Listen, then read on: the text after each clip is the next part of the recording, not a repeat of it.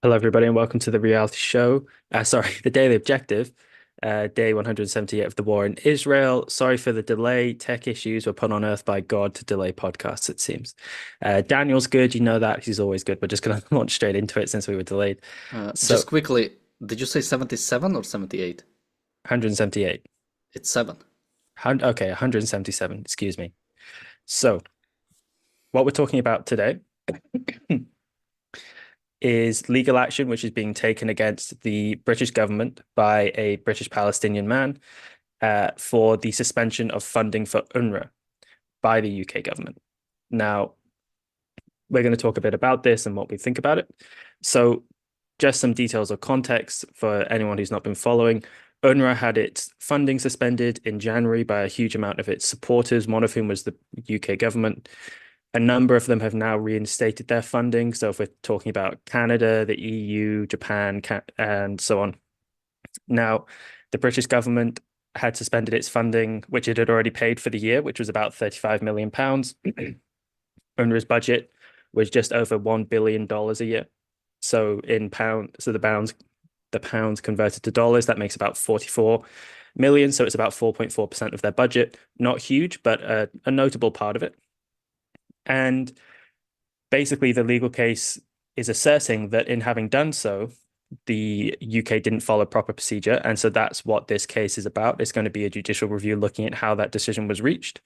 And part of the implication, and this ties into a lot of the coverage we've seen recently and a lot of the content we've been covering, is that in doing so, in having suspended UNRWA funding, the UK is contributing to the famine that's going on in Gaza, and therefore is possibly a party to genocide and in violation of the Geneva Convention. Particularly the man who seems to have launched the case. We don't particularly know many details about him, but his family is apparently in the Jabalia refugee camp in northern Gaza, which is supposed to be where the famine, you can look at our episode the other day where we had a look at those claims, is at its worst. So that seems to be what's motivating him.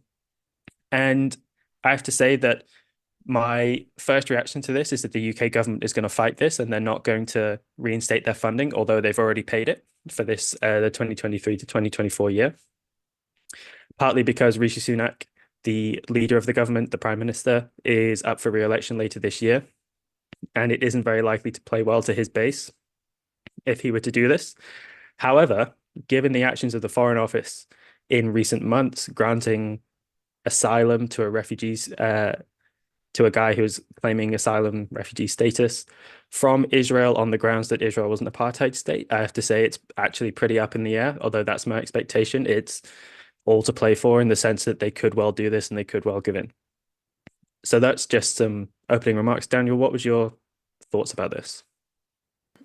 Um, so something I should say. I'm not sure if we're gonna comment much on the legal aspects of this case. I mean, for all I know, the legal argument against the UK might be right. Maybe it was done wrongly or something like that. So I don't want to comment too much on that. I want to comment much more on the aspects of the fact that uh, I mean, there's so many things to say. But the okay, I'm just gonna start with the main point because I'm going all over the place. So I named the episode "How the West Keeps UNRWA Alive," and the sort of the basic argument you could have for this title is the fact that UNRWA is largely funded by the West. But even when you ignore the financial aspects, I think the sort of moral aspects and the practical aspects on the ground is the way UK actually funds or the West actually supports the UNRWA. I mean, even in the article, it was mentioned that earlier this month, Cameron told the UK's House of Lords that UNRWA is the only body capable of delivering aid in Gaza. So you see, they people like David Cameron are fueling into this idea that if UNRWA gets defunded, there's going to be a starvation in Gaza. There's going to be a complete humanitarian disaster in Gaza, despite the fact that, and I think wrongly so, Israel lets an like incredible amount of aid still into Gaza, mainly food. I mean, yeah, the case that there is a famine in Gaza, I mean, it's so overblown and it's so completely made up. I mean, recently I've read that the prices of food are actually going down in Gaza with the amount of aid that is being delivered there, and the only problem is that there is no one to redistribute it. So yeah, those are my like first points. I have a couple more, but what do you think? I think the key part here is the way that we're seeing the idea of genocide being fed in. Now, a lot of our content is focused on the way that the narrative is being built up, and this isn't the first time the narrative has been used against Israel. It's, at least looking back to 2014, if not further. You could say even all the way back to 1948, by the pro-Palestinian side, the idea that what Israel is embarking upon is a genocide or an incremental genocide, in Pape's term, has been very effective in being used against them. And the way these ideas end up getting used is that they're infectious, they spread out. So we're seeing here that the British government, in not giving their own money, the money of their own citizens, to this UN organization, which we have so many reasons and so much evidence to say is doing very, very much evil in this region, is not going to help its works are not going to help the people. It's actually going to perpetuate the conflict and to pervert the minds of the young. To its workers are helped in October 7th and are deeply mixed in with Hamas, with the terrorists.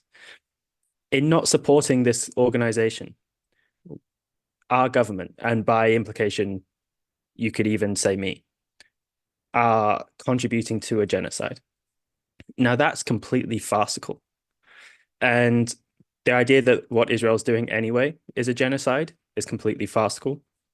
If Israel were wanting to do that, they could do it so much more brutally. And the death toll numbers which were coming out of Hamas would be so much higher than even the ones that they are reporting, and those, of course, aren't reliable, as we've looked at.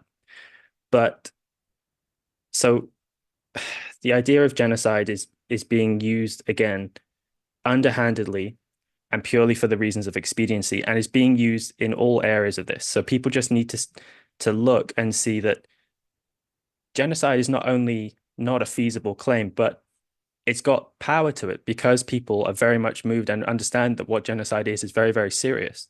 It's being used in all areas of this argument. And for the British government, if they give into this, not only have they already conceded grounds that Israel might be an apartheid state, but they would be admitting their own complicity in a genocide, and they would be confirming that in their view, in their perception, that's what Israel is embarking upon. And we've already made the case that what they're doing is, in many of their actions and in many of the statements by David Cameron, is a brutal betrayal of an ally in its time of need. But if they were to give in, if they were to somehow view that this would help them in their electoral chances, or if they were to somehow lose the case, if the courts ruled against them, and so if they don't restore the funding by the 2nd of April, that's when the review will be launched, then I don't know what leg this country has to stand on anymore in terms of its authority, its moral authority, and even the West's moral authority. If they keep giving in to UNRWA, and if they keep keeping it alive, as the title says, then we have lost all of our authority. But Daniel, what else do you think? Yeah, and I mean the most important aspects, you always need to keep in mind that, words have meaning, words matter, and words should be used in a certain way. And when people say, and I made this point a couple of times, when people say genocide, what you imply, what immediately, blinks in your mind is 6 million Jews. You think of Holocaust. When someone says genocide, that's what you think of, concentration camps, and all that. And when you say that about Israel, that Israel is committing genocide, and not only now, you said that even before October 7, it's the open air prison, it's an apartheid state, it's doing genocide. I mean, you completely like desanitize any meaning of that word. I mean, something that I've heard recently when talking about famine, because before I researched it more and before we talked about, I was inclined to maybe even saying that there could be a famine in Gaza, and I don't think it would be on Israel's responsibility to fix it. It's on Hamas to take care of its citizens. But you know, you had million people completely uprooted from the north, and so I could find a case that there could be a famine, but again, it would be on Hamas. But you know what was said before October 7th? It was always said there is a famine. You know, we saw the articles. There's a water crisis. Gaza unlivable by 2020. There's going to be famine. Million people are going to die by or what was it? I think it was like by July, hundreds of thousands of people will be in like the worst like phase of famine. I mean, when you make these statements, and again, that's maybe talking more to the Palestinian side. When you make these statements, you completely take any sort of, you know, like these words again stop having any meaning, and people will be completely desensitized to any sort of arguments like that. So again, as you mentioned, you know, British government already sort of admitted to Israel being apartheid state, and if this thing goes through, it will basically agree that Israel is committing genocide. I mean, yeah, what? How can you how can you redeem yourself after, yeah, after going through that? A lot of people's fears about the coming election in Britain as well is that if Labour get in, and so these are from the Conservative voters' side, are that, you know, if Labour gets in, they're going to do so much wrong. They're going to really, you know, leap into the fire willingly, eagerly, and we're going to be just, you know, again, a kind of the poor man of Europe, a kind of quasi banana republic on our small island, and what are we going to be worth anymore? Now, I understand why people think that. I don't think Keir Starmer will be quite as bad as people are making out, as he might be, as the Labour Party might be if it were led by Jeremy Corbyn, but I can understand some of that concern. However, I would just like to say to them, what have the Conservatives done in the last 14 years on any issue, on a wide range of issues, but particularly here in Israel, that would lead you to think that they're much better, that they haven't completely run out of steam, imagination, and guts? Because for the West to hold out on funding UNRWA, it is going to take some courage because all of these attacks are going to be made. And the British government has to be resolute and sure in its case. And what the British government's noises on this have reeked of is uncertainty and of giving ground, just little bits every now and again. And that, again, matches up with the history of what we've seen the Western governments do when the conflict has broken out in Israel. And for them to have completely lost all this courage, I would just want to say to Conservative voters, this is nothing more than motivation by fear at this point. The British government doesn't, the Conservative Party, who are the British government, don't have anything positive to offer you. You're purely supporting them out of fear that Labour will be worse. And you need to make demands of them that we won't put you there again or anymore. If you act like cowards, if you do this stuff, if you don't fight this, then we aren't going to go with you. You know, I have very little regard for a party like Reform UK. I think they're full of charlatans and loonies and fruitcakes and just people who won't be any good in government. But you have to say to them, we will vote en masse for this third party if you do this. Like, how can you do this to our ally when they're so clearly in the right and so clearly need our help because they're being attacked on all sides, literally and in rhetoric?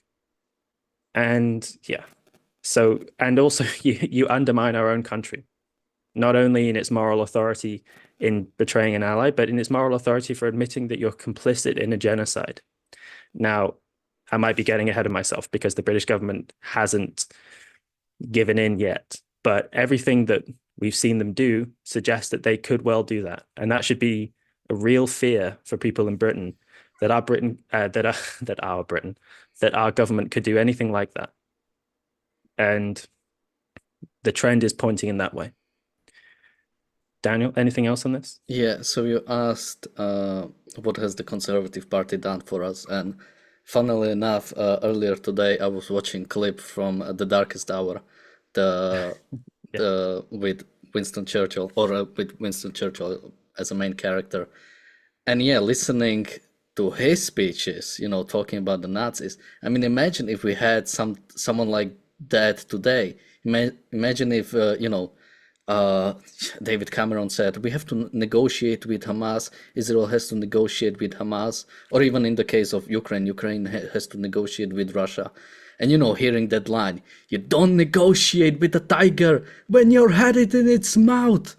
I Mhm. mean, hearing that, like I got like again like having these sort of politicians, and we've seen that sentiment here and then. I mean, we hear it a little bit with Ilan Levy, who of course was too radical for the Israeli government, or we've seen that with the Czech defense minister, who after seeing what happened on October 7th, and after hearing the UN response, said Czech Republic should leave the UN. We have no place in that in that organization. So yeah, it would be great to see politicians like that, but I think for that to happen, there need to be a people who would support such candidates, and I think that's what the most problematic in today's society, that it's not that politicians are some sort of people completely separated from the people who elect them. It's on us. It's on us to actually demand something from our politicians and expect something from them. And unfortunately, I'm making my address there to the conservative voters. Whilst I think conservative voters largely are supportive of Israel, and there are notable right-leaning journalists and right-leaning intellectual voices, let's say, who are saying very good things, notably Douglas Murray and the writers for The Spectator and The Telegraph and so on, who have a much better view of this and so on. There's also, unfortunately, a contingent on the right who I think are primed to give in. Who, I mean, even in The Spectator recently, talking about forgiveness and mercy and its important and its importance. And although the direct thing they were talking about there was more the lack of inclination in our society towards forgiveness and mercy, the unmistakable context, particularly from one of them who had written a different article in the Daily Mail about our lack of mercy towards, goodness, her name's escaping me now, the young girl who lost her citizenship because she went to support ISIS. Anyway, we did a TRS extra about that a few weeks ago. The unmistakable implication and context is what's going on in Israel as well. Because Israel is being too merciful in its giving aid to these people, and for not even being harsher on UNRWA in a way, you might even be able to make that case. But if your primary motivation is mercy, which is an anti-justice perspective, then you're completely going to give in. And so, as well, for people who think that the bastion of civilization lies amongst the conservatives and amongst the right, there's even signs there that they're being wobbly. And mercy fundamentally is an anti-justice perspective. Leonard Peikoff wrote about this, as Jonathan brought up in a quote on the show the other day. But if you think about the speech at the end of The Merchant of Venice, which is a great play, but if you think about the really good speech rhetorically, where Portia has disguised herself and is giving the speech against Shylock, where she says that the quality of mercy is not strained, it is enthroned in the heart of kings, the scepter is tempered, and so on. And for all of us in our pursuit of justice, we pray for mercy basically because we know we're not good enough. That kind of Christian ethic, which lies really deeply rooted in our culture, if we give into that, and that has a lot of the impetus and the momentum, then we will give up on justice, not only at home, but overseas in support of our ally. And I can't help but feel really dejected if we do follow that kind of thing, because we lose our confidence, our self-esteem, and our authority in all of these areas. Now, We've only got a couple of minutes left, but I see we've got a super chat from Terrapin for 15 shekels. A bit off topic, but maybe you could consider looking into the AP stroke RJI Photography Award at some So point. Disgusting. The so Associated that's Press, yeah. yeah, Associated Press, and the other thing is the Reynolds Journalism Institute. Yes. So I did see that briefly, and we mentioned it on the show. Um, I didn't investigate it too much because I was distracted by some of the other topics we were looking at. But yeah, I thought there was something really reprehensible about giving that photo of the year, whatever it won. Just in the way that have people's attitudes towards the hostages who have been taken. And the girl who was in the photo who was stripped in her upper body and had just been murdered and was thrown in the back of a truck surrounded by all these people. People's attitude towards the victims of October 7th is disgusting in the lack of sympathy and empathy that's been shown, not only with the posters, which you may have seen the videos of people ripping them down, but just the fact that these were innocent people who were brutally murdered and defiled. And to give that photo this award just stinks of that same attitude. We've only got a few seconds left, but did you have anything else to say, Daniel? Yeah, I mean, just commenting again about the photo. So the girl was Shani Look, and yeah, I've seen comments on Twitter saying something like, "Well, what? She expected to go into festival next to a concentration camp, and she expected to get out safe." I mean, you see these sort of comments like all over the place, and yeah, it's truly disgusting to see something like that. Yeah, absolutely. And we also have 99 cents from Bonnie. Thank you so much. We're going to wrap up, but guys, if you're in the UK, write to your representatives and say if the British government doesn't fight this, we aren't going to support you if you have a Conservative MP, because the pressure really needs to be put on them to grow a backbone about this. But okay, we're going to wrap up now. So we've got the reality show extra starting in a few seconds. For ARC UK members and YouTube channel members, we're going to be talking about free speech in the UK and also generally. I hope you see us there, and we'll see you all tomorrow on the Daily Show and the Reality Show. Bye bye. Right?